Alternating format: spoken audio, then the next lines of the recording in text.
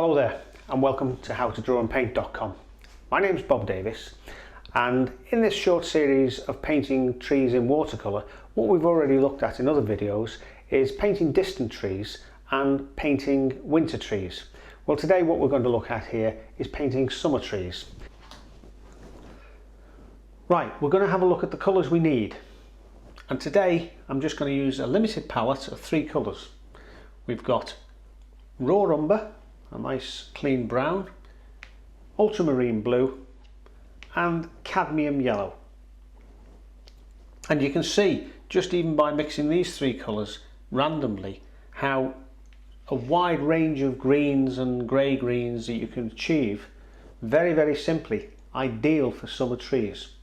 But if you've got different browns and blues and yellows that you want to use, then that's fine, go ahead and try them out.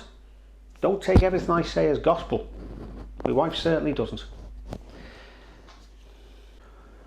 Oh yeah, before we go any further, what I've done here is to mix three yellows and three blues, just to give you some idea of the vast range of greens that you can make for yourself rather than necessarily buying a green in a tube. Now this is a great little exercise when you're starting into watercolours, is to find out what greens you can achieve by mixing other colours. Here I've got cobalt blue, cerulean blue and French ultramarine. That's this blue I'm going to use here. And the yellows I've got is cadmium yellow, which is this one. I've got lemon yellow, a quite cool sharp yellow, and I've got a lovely mellow yellow in raw sienna. And you can see just by mixing each of them in turn with the different colours how I've very quickly got 9 quite different green colours.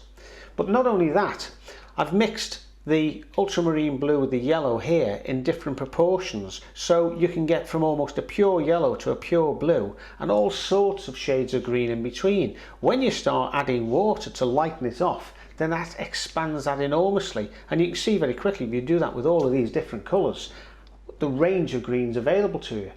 Now this one, as a matter of interest, is sap green, straight out of the tube. I actually use sap green now and again, nothing wrong with this at all, but I tend to add a little bit of other colour to change its properties. In this case I've added a little touch of cadmium yellow and I've lightened it off.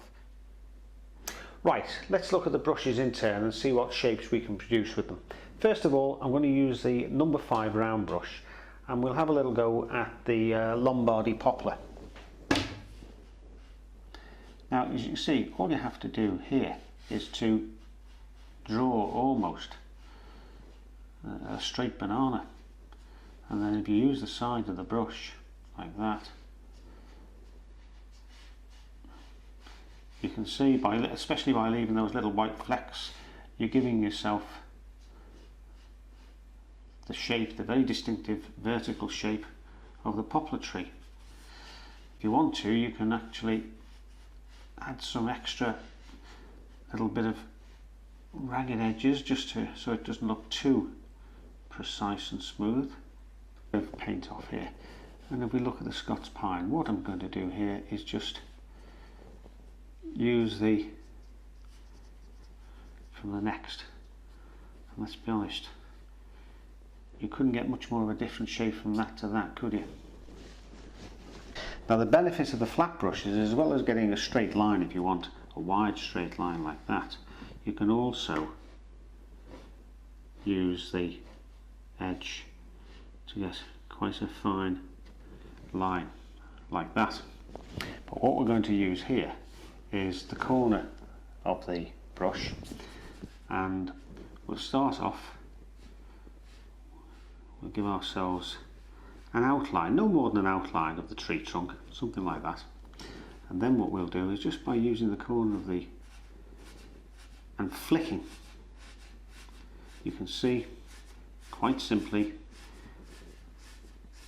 how we get that lovely jagged hit and miss effect. Not difficult to get our spruce, Douglas fir, Christmas tree, whatever you want to call it. Okay, and again I'll come back to that in a moment and put some extra paint on to give some shadow highlights. It's called the Cedar of Lebanon, and it's widely planted certainly in Europe and in American parks, because it's a very stately, very, very ornamental and very beautiful tree. But here, what I'm going to do to get the leaf clusters is to just waggle my wrist while the flat brush touches the paper. And I'm going to give myself just a few slightly overlapping. This is really where you've got to have the confidence, and a little practice gives you the confidence to do this. Can you say, how on earth can you paint that without the tree trunks? Well, of course, when we come back to the round brush, there we are. There's our tree trunk. I could play around with that and refine that a little bit more. Probably needs another few more branches inside, but you can see the idea. And we'll do the maple tree, good old American maple tree. Well, it's not only in America, but certainly it's a very popular tree over in the States. Looking to get the shape of the tree more than anything, and the shape tends to be, depending on the species, tends to be sort of slightly oval. Finally, we'll come down to a fairly well proportioned tree trunk. If for some reason you make a mess of this, or you change your mind halfway through, well, let's see how easy it is to change this into an oak tree. Has a very much heavier look to it, to give it that very, very wide, solid sort of base. And there we go. You want a good shadow, even where the sun is shining from this side. This part of the tree here is still going to cast a shadow down here.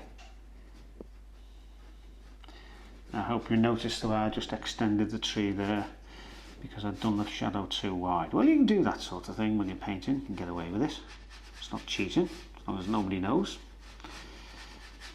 There we go. Okay, we'll leave that for now and we'll move on to the real thing.